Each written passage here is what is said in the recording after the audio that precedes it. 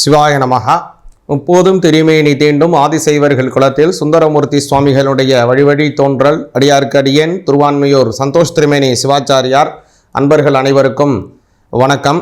நம்ம முக்கியமாக இந்த பதிவில் நவம்பர் மாதம் 2025 உண்டான பலன்களை கொஞ்சம் விரிவாக பார்ப்போங்க. அதாவது முக்கியமாக சொல்லணும் அப்படின்னா, பொதுவாகவே உங்களுடைய வாழ்க்கையில் கடன் சம்பந்தப்பட்ட தொல்லைகள் இருக்கா, அல்லது உடல் வியாதிகள் சம்பந்தப்பட்ட உபாதைகள் இருக்கா, அல்லது உங்களுடைய ஜாதகத்தில் சூரியன் மறைவு ஸ்தானத்தில் இருக்கார், அல்லது நீச்சஸ்தானத்தில் இருக்கார், அல்லது 6, 8, 12 இந்த மாதிரியான ஒரு மறைவு ஸ்தானத்தில் பலன் கொடுக்கக்கூடிய இடத்துல சூரியன் போய் மறைஞ்சிருக்காரு. அப்போ உங்களுடைய ஜாதக ரீதியாக என்ன பண்ணணும், அதுக்கு என்ன செய்யணும் அப்படிங்கிற விஷயங்களையும், அதே போல் உடல் வியாதிகள், கடன், அதே மாதிரி அது கடுமையான வேலை உழைப்புகள், இதன் மன சொற்ப வருமானம், இது எல்லாம் 6ஆம் பாவத்தை சம்பந்தப்பட்ட விஷயங்கள். இது எல்லாமே இந்த மாதிரி உங்களுடைய ஜாதகத்தில் இருக்குது அப்படின்னா அதற்கு என்ன பண்ணணும் அப்படிங்கிறதையும் இந்த வீடியோலேயே நான் உங்களுக்கு சொல்கிறேன், தெளிவாக சொல்கிறேன். இந்த வீடியோ முழுமையாக பாருங்கள். முக்கியமாக இந்த நவம்பர் மாதம் பார்த்தீங்க அப்படின்னா கோச்சாரம் ரொம்ப அருமையாக இருக்குங்க. முதல்ல குரு பகவான் வக்ரத்தில் ஆரம்பிக்கிறார். அதாவது கடகத்தில் குரு பகவான் ஃபுல்லாக இருக்கார். அதே மாதிரி சிம்ம ராசியில் பார்த்தீங்கன்னா கேது பகவான் இருக்கார். சூரிய பகவான் நீச்சஸ்தானம் அப்படின்னு சொல்லக்கூடிய துலா ராசியில் இருக்கார். அதே பகவான் புத பகவான் முதல்ல வக்ரத்தில் இருக்கார். 17ஆம் தேதி வக்ரத்தை அவரும் நிறுத்தி செய்து கொள்கிறார். அப்புறம் பார்த்தீங்கன்னா 17ஆம் தேதி சூரிய பகவான் பெயர்ச்சியாகி விருச்சிக ராசிக்கு போயிடுறாரு. அதே மாதிரி செவ்வாய் பகவான் இந்த மாதம் முழுவதுமே அவர் விருச்சிகத்திலே தான் இருக்கார். சுக்கிர பகவானை பார்த்தீங்கன்னா முதல்ல கன்னி ராசியில் இருக்கார் முதல்ல. அப்புறம் 3ஆம் தேதி பார்த்தீங்கன்னா அவர் துலா ராசிக்கு வராரு. மறுபடியும் பார்த்தீங்க அப்படின்னா 27ஆம் தேதி இந்த மாதத்தினுடைய கடைசியில் அவர் மறுபடியும் விருச்சிக ராசிக்கு வந்துடுறாரு. அதே மாதிரி இந்த மாதம் முழுவதுமாகவே சனி பகவானும் ராகு பகவானும் கும்பராசியிலே இருக்காரு. முதல்ல பார்த்தீங்கன்னா சனி பகவான் வக்ரத்திலே தான் இந்த மாதத்தை ஆரம்பிக்கிறாரு. இந்த மாதம் 17ஆம் தேதி சனி பகவானும் வக்ரகதியை நிவர்த்தி செய்து கொண்டு நேர்கதிக்கு மாறுறாரு. இந்த 3 கிரகங்களினுடைய வக்ரம் இருக்குங்க இந்த மாதம். குரு பகவானுடைய வக்ரமும் இருக்கு. குரு பகவான் வக்ரம் எப்போ ஆரம்பிக்கிறார் பார்த்தீங்க அப்படின்னா 18ஆம் தேதி வக்ரத்தை ஆரம்பிக்கிறாரு. அதனால் இந்த மாதம் சரியாக சொல்லப்போனால் முதல்ல வரக்கூடிய, அதாவது முதல் பகுதி பிற்பகுதி அப்படின்னு 2ஆக பிரிச்சுக்கணும். இந்த மாதத்தில் இந்த மாதத்தினுடைய பலன்கள் 2ஆக, முன்பாதி ஒருத்தவங்களுக்கு வேறு மாதிரி இருக்கும், பின்பாதி ஒருத்தவங்களுக்கு வேறு மாதிரி இருக்கும். அப்போது இந்த பலன்கள் உங்களுக்கு எப்படி இருக்குங்கிறதையும் தெளிவாக பார்ப்போம். அதே மாதிரி இந்த மாதம் பார்த்திங்கன்னா நிறைய பண்டிகைகள், நிறைய விசேஷங்கள் கொண்ட மாதமாகவும் வருது. இதனால் என்ன நன்மைகள், எப்படி செய்யணும் அப்படிங்கிறதையும் தெளிவாக பார்ப்போம். சிவாய நமஹா. தனுசு ராசிக்கு உண்டான பலன்கள் இந்த நவம்பர் மாதம் 2025 எப்படி இருக்குன்னு பார்ப்போங்க. தனுசு ராசிக்கு இந்த மாதம் முற்பகுதி அப்படிங்கிறது ஒரு ரொம்ப நல்லா இருக்குது. பிற்பகுதியில் ரொம்ப கவனமாக இருக்கணும் அப்படிங்கிறத நல்லா புரிஞ்சுங்க.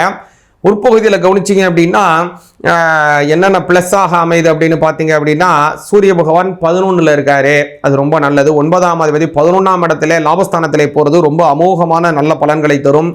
அதே மாதிரி பார்த்தீங்கன்னா புத பகவான் கூட வக்ரம் அடைஞ்சு அதே இடத்துல இருக்காரு. சுக்கிர பகவான் அதாவது 10ஆம் அதிபதி 11ல் வக்ரம் அடைகிறாரு, அது ரொம்ப நல்ல பலன்.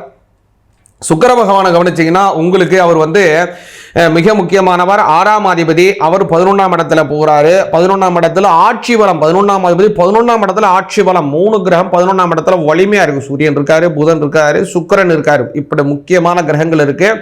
இன்னொரு சஞ்சாரத்தை பார்த்தீங்கன்னா 3ஆம் இடத்துல இருக்கக்கூடிய சனி பகவான் வக்ரம் அடைந்திருக்கார், ராகு பகவான் அங்கே. அதே மாதிரி 9ஆம் இடத்துல கேது. அதனால் முதல்ல இருக்கக்கூடிய பகுதி தனுசு ராசிக்காரங்களுக்கு அமோக வளர்ச்சியை தருது. எந்த முடிவு எடுக்கணும், மிக மிக முக்கியமான முடிவுகள் ஏதாவது எடுக்கணும் அப்படின்னா முற்பகுதியிலேயே எடுத்துருங்க. தனுசு ராசிக்காரங்க தயவு செஞ்சு ஏதாவது வீடு வாங்கணும், வெளியூர் போகணும், அல்லது ஏதோ ஒரு விஷயங்கள் குடும்ப சம்பந்தமாக உல்லாசமான பிரயாணங்கள் ஏற்படணும், எல்லாமே முற்பகுதியிலே செஞ்சிருங்க. 7ஆம் அதிபதியாக இருக்கக்கூடிய புத பகவான் 11ல் போகிறதுனால உங்களுக்கும் உங்களுடைய வாழ்க்கை துணைவருக்கும் நல்ல சுமூக உறவுகள் ஏற்படும். பொருளாதார ரீதியாக நல்ல வளர்ச்சிகள் ஏற்படும். குடும்பத்தில் நல்ல சந்தோஷங்கள் ஏற்பட போகுதுங்க.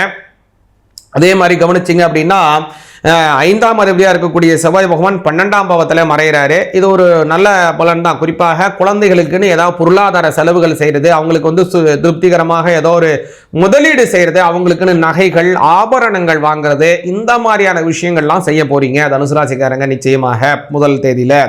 அடுத்து சனி பகவான் 3ஆம் பாவத்தில் இருக்காரு. 2ஆம் அதிபதி 3ஆம் இடத்துல இருக்கிறனால வெளியூர் வெளிநாடு இந்த மாதிரி இடத்துலேருந்து ஏதாவது உங்களுக்கு பொருளாதார வளர்ச்சிகள் வர்றது, இல்லது நீங்கள் அந்த வெளியூர் வெளிநாடுகள் போகக்கூடிய ஒரு யோக பலன்கள் தர்றது, வேற்றுமொழி பேசக்கூடியவங்களால உங்களுக்கு நன்மைகள் தரப்போகிறது, இந்த மாதிரி பல நன்மைகள் தனுசு ராசிக்காரங்களுக்கு ஏற்பட போகுதுங்க. இன்னும் நல்லா சொல்லணும் அப்படின்னு கேட்டிங்க அப்படின்னா கேது பகவானை சொல்லலாம். கேது பகவான் 9ஆம் இடத்துல இருக்கக்கூடிய காலத்தில் அந்த சமயம் அப்படிங்கிறது அந்த சனியினுடைய பார்வை அவருக்கு படுறதுனால தெய்வ வழிபாடுகள் கிடைக்கும். சனி பகவானுடைய அந்த தர்ம கர்மாதிபதியினுடைய பார்வை இருக்கிறதுனால உங்களுக்கு ரொம்ப நாளா மன சங்கடமாக இருக்கக்கூடியது, யாருக்கிட்ட ரொம்ப விரோதமா இருக்கக்கூடியது, குடும்ப ரீதியாக அவங்களுக்கு பேச்சுவார்த்தை இல்லாமல் இருக்கு, உங்களுக்கு ஆகாது, இந்த மாதிரி விஷயங்கள் இருந்தாலும் கூட அவங்க உங்ககிட்ட மறுபடியும் சுமூகமான உறவை மேம்படுத்தும்படியான சூழ்நிலையை மாறப்போகுதுங்க. அது ஒரு பெரிய நல்ல பலனாக அமையுதுங்க. அடுத்ததாக கவனிச்சிங்க அப்படின்னா அந்த மாதத்தில் உங்களுக்கு பிற்பகுதியை நீங்கள் பார்க்கணும். பிற்பகுதியில் என்ன அப்படின்னா செலவுகள் அதிகமாக இருக்குது. பொருளாதார குடும்பத்தில் செலவுகள் அதிகமாக ஏற்பட போகுதுங்க. ஏன்னா 12ல் சூரியன் மறைய போகிறாரு. குறிப்பாக 9ஆம் அதிபதி 12ல் மறையக்கூடிய காலம் அப்படிங்கிறது ரொம்ப கவனமாக இருக்க வேண்டிய காலம் அப்படின்னு சொல்லலாம். நிறைய பொருளாதார செலவுகள் இருக்கும்.